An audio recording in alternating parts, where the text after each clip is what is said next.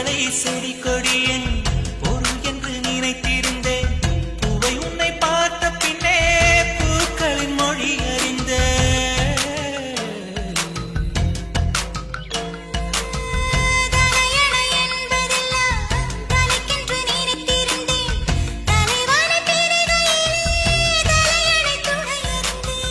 தீப்பந்தம் போன்றவன் நான் தீபம் என்று ஆகிவிட்டேன்.